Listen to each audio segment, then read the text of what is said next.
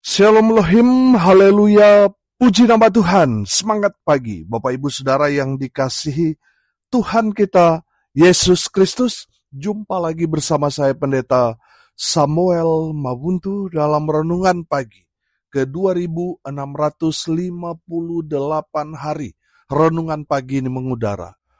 Puji Tuhan, Bapak Ibu Saudara yang dikasihi Tuhan, sebelum kita membaca, mendengarkan, dan merenungkan firman Tuhan hari ini, mari kita berdoa, minta pimpinan Roh Kudus. Kita berdoa.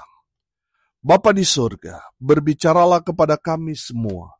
Pakai firman Tuhan ini untuk menegur kami, menasihati kami, meneguhkan iman percaya kami, dan memberkati kami semua. Di dalam nama Tuhan Yesus yang adalah firman Allah yang hidup, kami berdoa.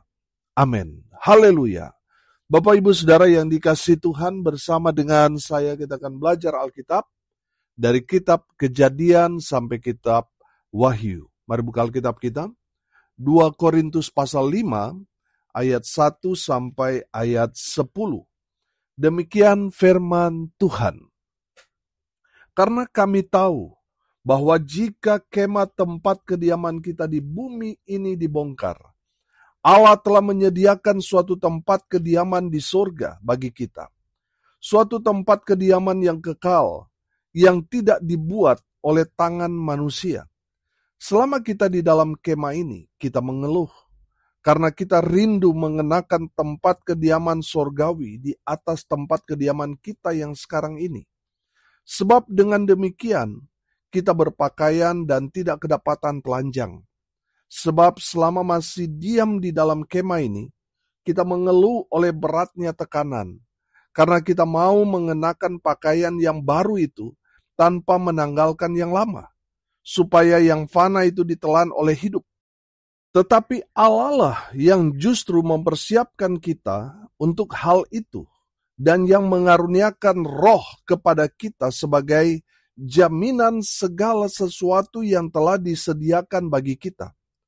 Maka oleh karena itu, hati kami senantiasa tabah, meskipun kami sadar bahwa selama kami mendiami tubuh ini, kami masih jauh dari Tuhan. Sebab hidup kami ini adalah hidup karena percaya, bukan karena melihat. Tetapi hati kami tabah, dan terlebih suka kami beralih dari tubuh ini untuk menetap pada Tuhan. Sebab itu juga kami berusaha, baik kami diam di dalam tubuh ini, maupun kami diam di luarnya, supaya kami berkenan kepadanya. Sebab kita semua harus menghadap tahta pengadilan Kristus, supaya setiap orang memperoleh apa yang patut diterimanya, sesuai dengan yang dilakukannya dalam hidup ini, baik ataupun jahat. Amin firman Tuhan, haleluya. Bapak Ibu Saudara yang diberkati Tuhan, apa pesan firman Tuhan ini buat kita orang percaya? Yang pertama Saudara, firman Tuhan ini mengingatkan kita bahwa tubuh kita bersifat fana atau tidak kekal atau sesaat. Firman Tuhan berkata hidup kita ini sama seperti uap yang Saudara buka ketika Saudara masak di tempat masak, Saudara tiba-tiba uap keluar dari pembukaan itu, saudara. Saudara lihat, sekarang ada, sebentar hilang. Demikian juga dengan kehidupan saudara dan saya. Makanya saudara yang dikasihi Tuhan, firman Tuhan ini menganalogikan kemah yang dimaksudkan di sini adalah tubuh kita. Saudara, tubuh kita ini satu saat nanti akan dibongkar, akan hancur. Kalau kita punya rumah yang sudah tua, kita pasti sedikit was-was ketika hujan lebat datang, karena rumah kita mungkin sudah tua, banyak bocornya, dan banyak rembesannya. Apalagi kalau hujan lebat, maka got atau selokan atau sungai meluap, maka rumah yang saudara huni itu akan banjir dan lain sebagainya. Sehingga ketika hujan lebat turun, kita semua pasti khawatir, takut, was-was, betul? Saudara, beberapa waktu yang lalu, di balik kejadian hujan lebat yang mengakibatkan terjadi banjir bandang. Ada rumah yang hanyut, suami istri di dalam rumah itu hanyut sampai sekarang, masih hilang, belum ketemu saudara. Yang ada di kota Denpasar, yang tempatnya di pinggir sungai besar itu saudara, ketika hujan lebat itu datang, rumah itu amblas dan terseret banjir dan memakan korban yang tentunya pemilik dari toko itu yang ditemukan telah meninggal dunia.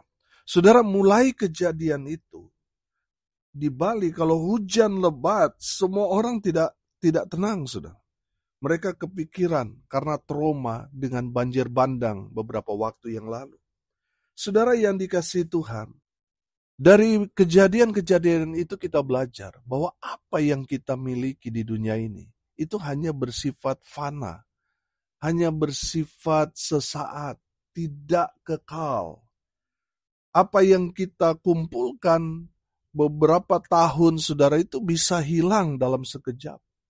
Saudara yang dikasihi Tuhan, firman Tuhan ini mengajarkan kita bahwa kemah atau tubuh kita suatu hari nanti akan dibongkar. Baik itu karena usia, karena sakit penyakit, karena penganiayaan, karena penderitaan, saudara akan dibongkar. Makanya saudara jangan fokus pada tubuhmu yang fana itu. Fokuslah pada kediamanmu yang kekal, yaitu di surga. Amin. Saudara yang dikasihi Tuhan, dalam kebenaran firman Tuhan kita belajar bahwa kita akan diubah. Amin. Dalam sekejap mata, tubuh kita akan diberikan tubuh kemuliaan. Amin. Ya mungkin saudara selama hidup saudara ada yang tidak sempurna, saudara akan disempurnakan. Amin. Mungkin saudara disabilitas, mungkin saudara ada sesuatu yang kurang dalam dirimu. Saudara, di saat hari Tuhan itu datang, kita semua akan diubahkan. Amin. Kita akan diberikan tubuh kemuliaan yang tidak dapat binasa lagi. Haleluya. Saudara, mari kita fokus pada kediaman kekal kita yaitu di sorga. Amin. Orang yang fokus pada tubuh, mereka sibuk perawatan tubuhnya sampai lupa membangun hubungan dengan Tuhan. Saya mau bilang saudara, sekarang ini banyak orang yang narsis mencintai dirinya sendiri. Saudara perhatikan, banyak orang menghabiskan waktu yang begitu lama untuk merawat dirinya, merawat tubuhnya yang dapat binasa itu. Mereka lupa membangun hubungan dengan Tuhan. Amin. Mereka lupa ibadah. Pak Pendeta, saya hanya punya waktu untuk perawatan hanya hari Minggu. Karena hari Senin sampai Sabtu saya kerja. Jadi hanya hari Minggu yang saya punya waktu untuk merawat diri. Sampai mereka lupa untuk beribadah. Bapak, Ibu, Saudara, orang yang fokus pada kediaman kekal, kepada surga, mereka fokus dengan Tuhan. Dengan cara apa? Mereka beribadah, mereka mengasihi Tuhan, dan juga mengasihi sesama. Amin. Saudara, bisa saja kita orang percaya merawat tubuh kita sebagai ucapan syukur saudara kepada Tuhan. Tapi saudara juga harus membangun hubungan dengan Tuhan. Selalu ingat kepada Tuhan, dengan selalu beribadah kepada Tuhan. Amin. Haleluya. Bapak, Ibu, Saudara, kenapa kita harus fokus kepada surga? Karena di sanalah tempat kediaman kita, hidup dalam kekekalan, bersama dengan Bapa di surga dan orang-orang percaya. Amin. Haleluya. Makanya saudara yang dikasihi Tuhan, fokuslah pada kediaman kekal kita. Karena tubuh kita adalah tempat kita berdiam hanya sementara, hanya sesaat. Tapi mari kita fokus pada kediaman kekal kita, yaitu sorga. Haleluya. Yang kedua, pesan firman Tuhan ini kepada kita, hiduplah dalam roh. Amin. Ayat 5 perhatikan. Tetapi Allah lah yang justru mempersiapkan kita untuk hal itu, dan yang mengaruniakan roh. kepada kita sebagai jaminan segala sesuatu yang telah disediakan bagi kita. Haleluya. Saudara yang dikasihi Tuhan, Roh Kudus memberikan jaminan hidup kekal untuk kita orang-orang percaya. Amin. Roh Kudus akan memeteraikan kita sebagai tanda bahwa saudara dan saya adalah miliknya Tuhan. Amin. Saudara yang dikasihi Tuhan, orang percaya dimanapun saudara berada. Mari kita mau hidup dalam roh. Amin. Seorang yang hidup dalam roh, pasti dia akan menghasilkan buah-buah roh. Firman Tuhan mengajarkan kepada kita, dari buahnya lah saudara dapat mengenali orang itu. Apakah dia hidup dalam roh atau hidup dalam kedagingan. Seorang yang hidup dalam roh pasti akan menghasilkan buah-buah roh, yaitu kasih, sukacita, damai sejahtera, kesabaran, kemurahan, kebaikan, kesetiaan, kelemah lembutan, dan penguasaan diri. Amin. Saudara, saya yakin dan percaya, dari buah-buah itulah kita dapat mengenali bahwa seseorang dia hidup dalam Roh Kudus atau hidup dalam kedagingan. Saya percaya semua pendengar adalah orang-orang yang hidup dalam roh. Amin. Sehingga menghasilkan buah-buah roh ini. Haleluya. Orang yang hidup dalam roh, tandanya apa? Pasti dia taat pada perintah firman Tuhan. Amin. Karena orang yang hidup dalam roh, pasti dia mau dipimpin oleh roh. Amin. Pasti dia mau dipimpin oleh Roh Kudus. Sehingga dia taat saja apa yang Roh Kudus itu perintahkan kepada dia, dia mau kerjakan, dia mau lakukan itu.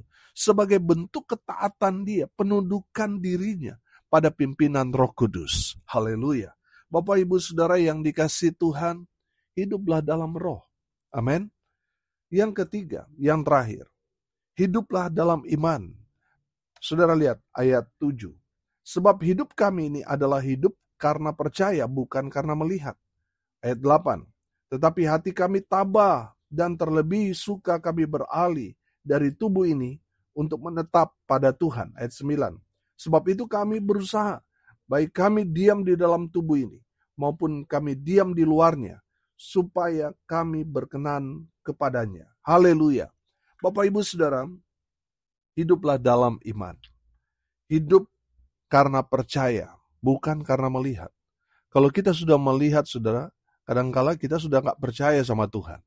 Orang yang beriman, firman Tuhan katakan di dalam Ibrani pasal 11, saudara, ayat 1 berkata, iman adalah dasar dari segala sesuatu yang kita harapkan, dan bukti dari segala sesuatu yang tidak kita lihat.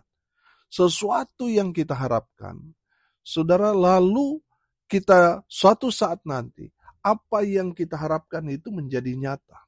Itulah buah dari iman kita. Amin.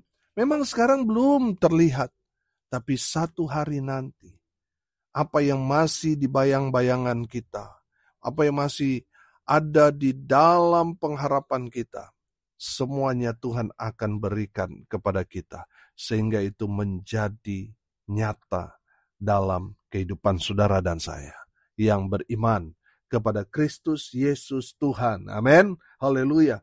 Saudara yang dikasihi Tuhan, hidup dalam iman itu menandakan bahwa kita harus tabah. Kita harus sabar menanti pertolongan Tuhan. Kita harus sabar menanti jawaban dari Tuhan. Kebanyakan kita nggak mau sabar, kita mau instan, saudara. Kita berdoa sekarang Tuhan langsung jawab, itu kan maunya kita. Kita tidak mau diproses Tuhan. Saudara yang dikasihi Tuhan, orang yang beriman, dia selalu sabar, menunggu waktu yang tepat dari Tuhan untuk menjawab apa yang menjadi imannya. Haleluya. Orang yang hidup dalam iman, sudah pasti dia setia. Walaupun ada banyak penderitaan, tantangan, tekanan, persoalan menimpa dia ketika dia mengambil keputusan untuk percaya Tuhan Yesus, tapi dia tetap setia. Amin. Itu orang yang beriman. orang yang hidup dalam iman percaya kepada Kristus Yesus Tuhan. Mereka tetap konsisten melakukan hal-hal yang berkenan bagi Tuhan. Orang yang beriman kepada Kristus Yesus Tuhan, dia tidak melakukan hal yang menjadi kehendak pribadi. Tapi yang dia lakukan adalah kehendak Tuhan. Dia terus lakukan itu. Hal-hal yang berkenan bagi Tuhan. Memang saudara, kalau kita melihat hal yang berkenan bagi Tuhan di zaman sekarang ini sesuatu yang tidak mengenakan. Saudara perhatikan, bagaimana kita harus hidup benar, berintegritas, harus jujur. Di tengah-tengah dunia yang sudah tidak ada lagi kejujuran. Integritas sudah menjadi barang yang mahal. Saudara, firman Tuhan mengajarkan kepada kita bahwa kita harus berbeda dengan orang-orang dunia. Sebab yang membedakan kita dengan dunia, ya kita hidup dalam iman. Percaya kepada Kristus Yesus Tuhan. Makanya kita harus terus konsisten melakukan apa yang berkenan di hadapan Tuhan. Yang harus kita kerjakan, bukan melakukan kehendak kita, tetapi melakukan kehendak Bapa kita di surga. Haleluya. Saudara yang dikasihi Tuhan, hiduplah dalam iman. Hari ini kita belajar dari pesan firman Tuhan ini kepada kita. Yang pertama, tubuh kita ini hanya bersifat sementara, hanya fana, tidak kekal, hanya sesaat. Oleh karena itu, saudara, jangan fokus pada tubuh kita, pada kemah ini. Sebab tempat tinggal kita yang sesungguhnya bukan dalam tubuh kita ini. Tempat kita nanti ada dalam kerajaan sorga yang kekal. Fokus pada sorga. Yang kedua, mari kita mau hidup dalam roh. Orang yang hidup dalam roh, pasti dia taat, dipimpin oleh Roh Kudus. Dan orang yang ada Roh Kudus di dalam dirinya, itu menandakan dia adalah milik Tuhan. Amin. Yang terakhir yang kita belajar, hiduplah dalam iman. Bukan karena melihat, tetapi karena percaya. Amin. Mari kita berdoa. Terima kasih Bapa di surga. Berkati semua pendengar dimanapun mereka berada. Sehingga mereka menjadi pelaku-pelaku firman. Berkati kehidupan mereka, rumah tangga mereka diberkati, usaha, pekerjaan, pelayanan mereka dibuat beruntung berhasil dalam segala hal. Mereka yang sakit Tuhan sembuhkan. Mereka yang lemah Tuhan kuatkan. Tuhan hibur mereka yang berduka cita. Dan biarlah berkat-berkat surga turun memenuhi semua pendengar. Dimanapun mereka berada, semua diberkati Tuhan. Bapak, Ibu, Saudara, arahkanlah hatimu kepada Tuhan dan terimalah berkat dari Tuhan Yesus. Tuhan memberkati engkau dan melindungi engkau. Tuhan menyinari engkau dengan wajah-Nya dan memberi engkau kasih karunia. Tuhan menghadapkan wajah-Nya kepadamu dan memberi engkau damai sejahtera. Di dalam nama Tuhan Yesus, sumber daripada segala berkat. Bapak, Ibu, Saudara yang percaya, diberkati Tuhan, katakan amin. Puji Tuhan. Bapak, Ibu, Saudara yang dikasihi Tuhan, kalau saudara merasa diberkati melalui renungan pagi ini, bagikan juga kepada saudara-saudara yang lain, supaya mereka juga diberkati, karena untuk itulah kita dipanggil, untuk jadi berkat. Salam kasih dari Bali. Saya Pendeta Samuel Mawuntu. Sampai jumpa besok pagi. Tuhan Yesus memberkati kita semua. Haleluya.